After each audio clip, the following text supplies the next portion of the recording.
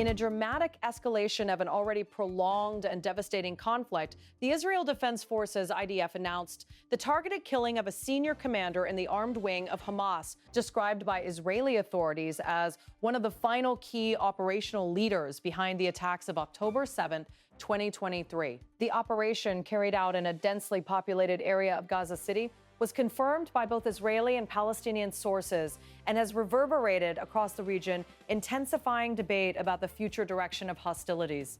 The individual killed is al-Din al-Haddad, had risen through the ranks of Hamas's military apparatus over more than a decade of conflict with Israel.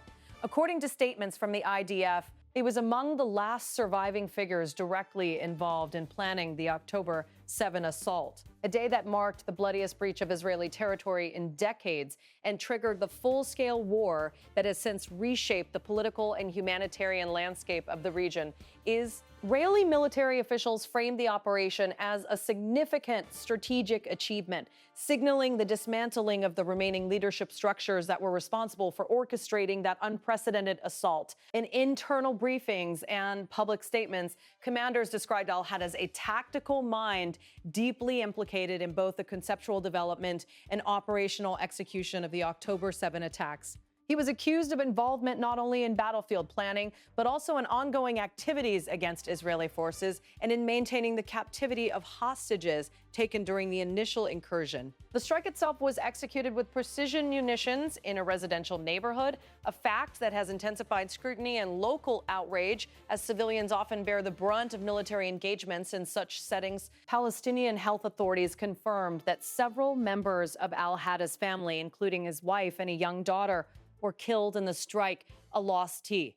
Had as inflamed public sentiment in Gaza and across Palestinian communities beyond. Visuals shared in the immediate aftermath showed crowds of mourners carrying bodies draped in flags amid chants and cries that underscored deepening grief and resolve. Hamas's leadership publicly acknowledged the death of al-Haddad, denouncing the strike and vowing that it would not dampen the group's determination. In a statement circulated by its spokespeople, the organization characterized the killing as a treacherous act, calling it a cowardly assassination while promising that such losses would be met with continued resistance. The rhetoric reflected a familiar posture, one of defiance and commitment to sustained confrontation with Israeli forces. On the Israeli side, leadership figures emphasized the significance of the operation within the broader context of national security and justice for the events of October 7. Prime Minister Benjamin Netanyahu reiterated that eliminating those who sneered the attacks remained a central objective of Israel's military strategy. He spoke of advancing toward the dismantling of Hamas's military capacity in a way that, in his words, would ensure Gaza never again poses a threat to Israeli citizens. IDF Chief of Staff Lieutenant General Eyal Zamir also addressed the development, describing al-Haddad's death as a meaningful operational milestone. He highlighted the coordination and intelligence efforts that had enabled Israeli forces to track and ultimately target him, underscoring the military's broader campaign to degrade Hamas's command capabilities. In military communiques, officials stressed that the group's leadership had been substantially weakened over time, and that the removal of figures like al-Haddad could have real tactical and psychological impact. To understand the gravity of this moment, it is important to recall what happened on October 7, 2023. On that day, hundreds of militants crossed into Israeli territory in a highly coordinated offensive that took Israeli defense planners by surprise. The assault resulted in the death of more than 1,200 civilians and soldiers and the abduction of over 250 hostages, events that left an indelible mark on Israeli society and drove the government to initiate a military campaign of unprecedented scale in Gaza. The conflict that followed drew international attention, diplomatic interventions, and widespread humanitarian concern as it unfolded with staggering loss of life and infrastructure destruction. Over the ensuing months and years, Israel pursued a dual strategy: intense ground and air operations aimed at degrading Hamas military infrastructure, coupled with diplomatic efforts to manage regional fallout and occasional international pressure, for ceasefires or negotiated pauses. Hamas, for its part, underwent shifts in tactical approach, leadership dynamics, and external relations, but repeatedly signaled its unwillingness to abandon armed resistance or the conditions it demands for prisoners and political concessions. In the years since, multiple senior figures in Hamas's military ranks were killed or captured, including those previously identified as masterminds of the October 7 operation. The death of al-Haddad, Israeli officials argue, represents the near culmination of that targeted campaign. But it also raises critical questions about how the conflict will evolve now that many of the group's original leaders are gone. Indeed, reports emerged that Hamas had moved quickly to appoint a successor to al-Haddad. Early indications suggested initial reluctance from the individual considered for the role, reflecting perhaps the heightened risks and pressures faced by the organization's remaining command figures. Eventually, a new commander accepted the position, signaling that even amid losses, the group is determined to maintain its hierarchical and operational continuity. The broader human impact of this ongoing war remains stark. Gaza's civilian population continues to endure severe hardship, with infrastructure degraded by repeated bombardments, shortages of essential resources, and the psychological toll of relentless conflict. International aid agencies have repeatedly warned of deteriorating conditions, while diplomatic efforts to stabilize living conditions have struggled to keep pace with the cycle of violence. The streets of major Palestinian cities have seen renewed protests and expressions of grief as families commemorate those lost and brace for future confrontations.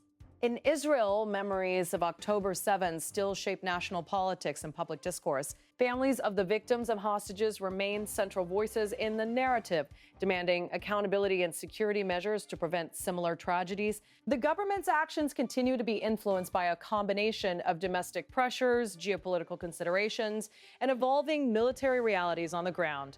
Meanwhile, the conflict spillover, attacks extend beyond Gaza's borders. In the West Bank, tensions between Israeli forces and Palestinian residents have led to further clashes, resulting in fatalities and contributing to an atmosphere of mutual distrust and instability.